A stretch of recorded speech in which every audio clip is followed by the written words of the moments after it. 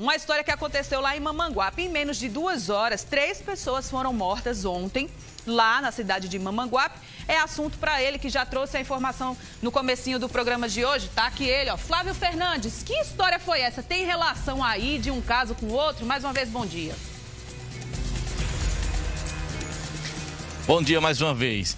A polícia ainda não sabe informar o que teria motivado tanto o duplo homicídio quanto o homicídio que aconteceu no início da noite desta segunda-feira na cidade de Mamanguape.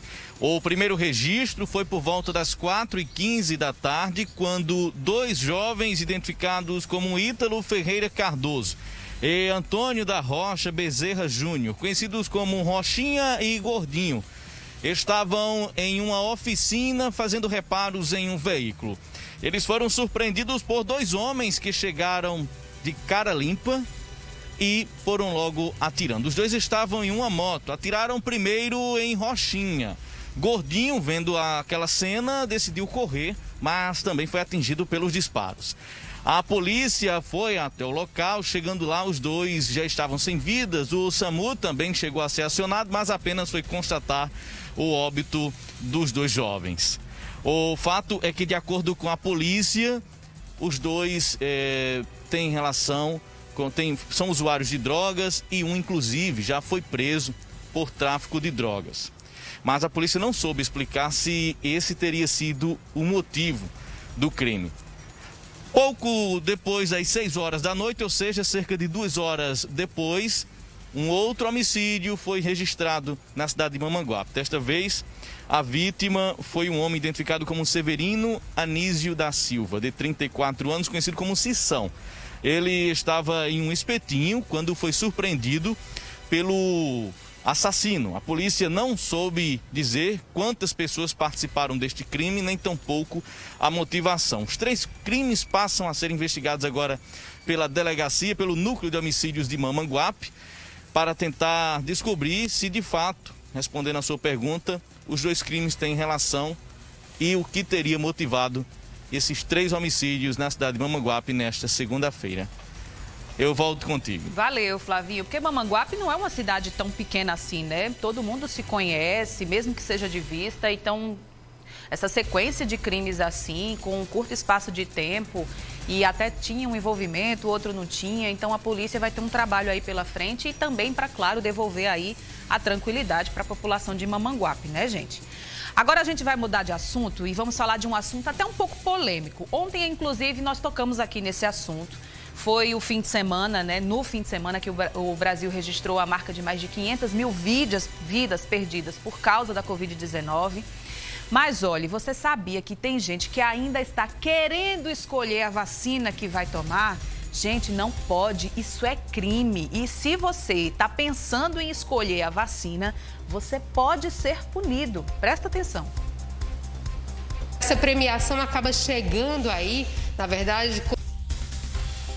Você viu que entrou aí a reportagem da Thaís Alencar? Não é o assunto exatamente que a gente falou sobre a questão da punição para a vacina, se você quiser escolher ou não. Esse é um assunto para Everton. Vem para cá para eu chamar o Everton Correia, que ele já esteve com a gente no comecinho do Tambaú da Gente Manhã, falando sobre esse assunto, e eu vou direto chamar ele. Ô, Everton, não pode escolher a vacina que vai tomar. Diga aí. Não pode mesmo, né, Anny? Inclusive, olha, não é uma realidade longe de João Pessoa, não, viu? A gente circulou por alguns pontos de vacinação desde janeiro, né? Desde que começou essa questão de vacinação, e tem profissionais ali sempre falando. Tem gente que quer escolher.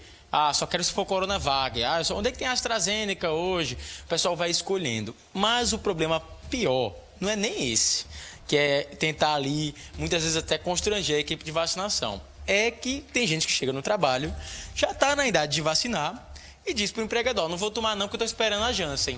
Não vou tomar não porque eu estou esperando a Sputnik. Ou seja, dá aquela de sommelier de vacina, né? Fica querendo escolher, dizendo que não vai tomar aquela, sendo que já está na idade, já está no grupo, já poderia estar vacinado e diz que não vai tomar. Outra situação muito comum, tem gente que não quer mesmo tomar vacina, por convicções, por, enfim, dizer que pode acontecer qualquer tipo de coisa ruim. O que a gente sabe que são produtos que passaram por diversos testes, inclusive a Anvisa aprovou para estar circulando aqui dentro do nosso país. Agora, isso na esfera trabalhista tem consequência. Por isso que a gente veio conversar com a Daniela Duarte. Ela é especialista em direito trabalhista e também empresarial. Aceitou conversar com a gente logo cedo para fazer a gente entender, e o povo de casa também, um pouco mais sobre esse assunto. Daniela, como é que a justiça lidar com esse tipo de situação? Tem recomendação, inclusive, do MPT, né, do Ministério Público do Trabalho. Bom dia, conta pra gente. Bom dia, Everton, bom dia a todos. Então, é um assunto bem polêmico, né? De fato, deixa essas dúvidas, mas o STF já decidiu sobre a temática desde o ano passado, inclusive orientou que a vacinação ela é obrigatória, né? Obrigatória não é compulsória, ninguém vai ser pego assim, amarrado para tomar vacina, mas é obrigatória, passou por todo um processo de análise da Anvisa, então já está aprovada e já está apta. Então, nessas situações, o STF entende que as suas convicções políticas, religiosas ou filosóficas, elas não podem sobrepor a saúde coletiva. Há exceções. Então, aqueles empregados que, por uma recomendação médica, não podem ser vacinados por alguma substância que contenha na vacina que possa causar algum tipo de reação, por uma recomendação médica, esses empregados, sim, são dispensados de tomar essa vacinação e aí é importante que a empresa adote algum tipo de medida, como, por exemplo, adotar o sistema home office para esse empregado. Mas nas situações gerais, inclusive, né, o MPT informou que o empregado pode até ser demitido por justa causa. É um ato de insubordinação, é um ato contra a saúde dos próprios colegas de trabalho, né?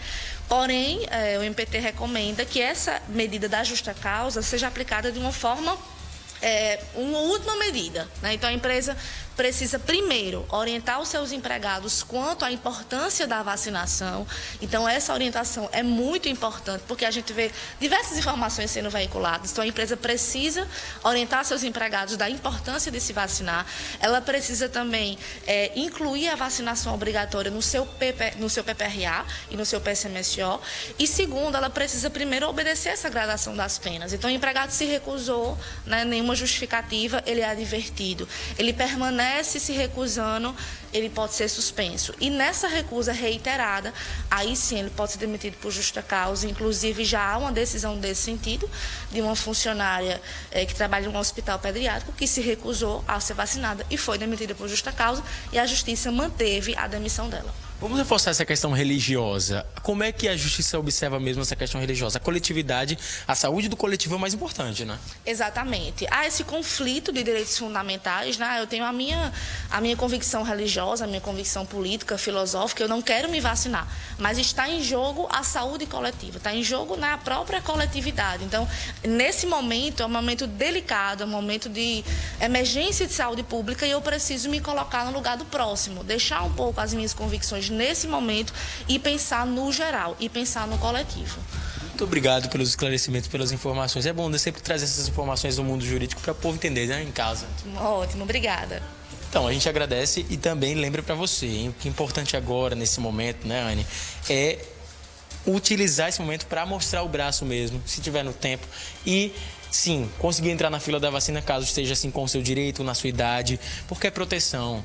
A gente não pode estar brincando com essa situação. A gente já viveu aí, já estamos quase emendando mais um ano nessa situação pandêmica e quanto antes a gente sair disso, melhor, né, Anne? Volto contigo, vamos reforçar isso para o pessoal de casa, a importância da vacina. Obrigada, Everton. Peguei até um café aqui para poder trocar uma ideia rapidinho aqui com você. Você viu aí que nós já temos, inclusive, a chamada jurisprudência, né? Que é quando já tem um caso concreto, então uma pessoa que se negou, foi demitida e, claro, existem algumas questões que precisam ser colocadas para discussão, como a questão da saúde. Tem pessoas que têm algum problema hemofílico, enfim, não podem tomar aquele tipo específico de vacina. Isso é uma situação. Outra situação é uma pessoa que tem uma saúde plena e quer escolher, ou por uma convicção religiosa, que não quer tomar, ou porque eu quero aquela outra vacina que já tem uma comprovação científica maior, melhor do que aquela. Não dá, gente.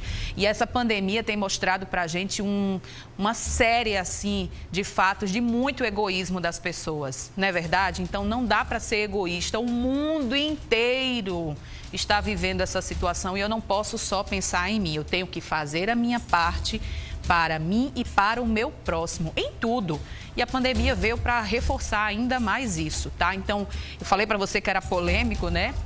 Daqui a pouquinho, inclusive, essa entrevista do Everton vai estar disponível no nosso portal T5. Sugiro que você entre lá daqui a uma hora para compartilhar com a sua família, com os seus amigos. É informação importante, não dá para a gente se negar, tá bom? Fica aqui o recado para todos vocês. Agora, chegue cá, que a